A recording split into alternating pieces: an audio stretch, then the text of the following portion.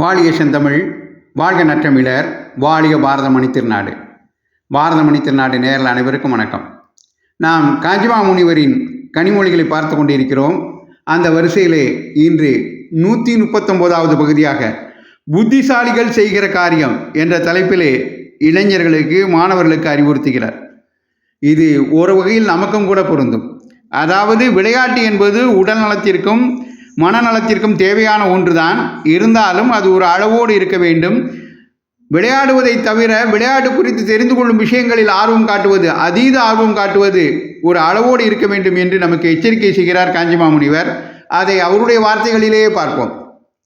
Sports அதுதான் இப்போது அநேக மாணவர்களுக்கு முதலாவதாக இருப்பதாக தெரிகிறது. மாணவர்களுக்கு விளையாட்டு ரொம்பவும் அவசியம்தான். தேக பலத்தை விருத்தி செய்து கொள்வது, சந்தோஷமாக துள்ளி கொண்டு விளையாடி வேலையில் அலுப்பையும் வாழ்க்கையின் சலிப்பையும் போக்கிக் கொள்வது, டீம் ஸ்பிரிட் என்பதாக ஒரு கட்டுப்பாட்டில் ஒன்றுபட்டு உழைப்பது என்று இப்படி பல அம்சங்கள் விளையாட்டில் இருக்கிறது. ஆனால் அளவுக்கு மிஞ்சினால் அமிர்தமும் நஞ்சாகும் அல்லவா? அப்படித்தான் இப்போது ஆகியிருப்பதாக தெரிகிறது. சென்ஸ் ஆஃப் ப்ரப்போர்ஷன், விகிதாச்சார பாகுபாட்டு உணர்ச்சி என்று ஒன்று சொல்வார்கள். அதாவது எது எதற்கு எவ்வளவு இடம் என்று நிர்ணயமாக பாகுபடுத்தி கொண்டு அதோடு நிறுத்தி கொள்ள வேண்டும் என்ற அர்த்தம். அப்படி தினமும் அரை மணி, ஒரு மணி விளையாட வேண்டியதுதான்.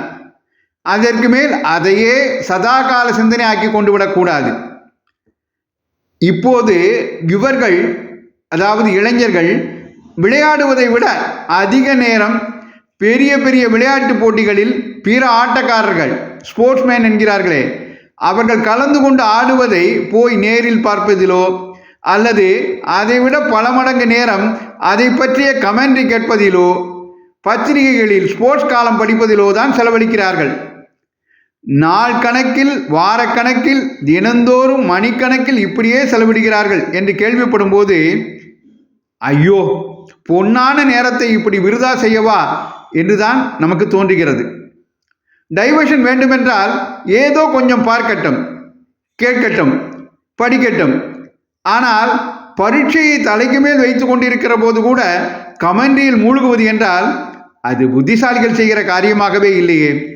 நம்முடைய மாணவர்கள், இளைஞர்கள் அப்படிப்பட்ட புத்திசாலிகள் அல்ல என்ற பட்டம் பெறலாமா என்று இருக்கிறது என்று காஞ்சிமா முனிவர் விளையாட்டிலும் ஆர்வம் காட்டினாலும் கூட அளவுக்கு மிஞ்சி ஆர்வம் கூடாது என்பதை நமக்கு எச்சரிக்கையாக சொல்கிறார்.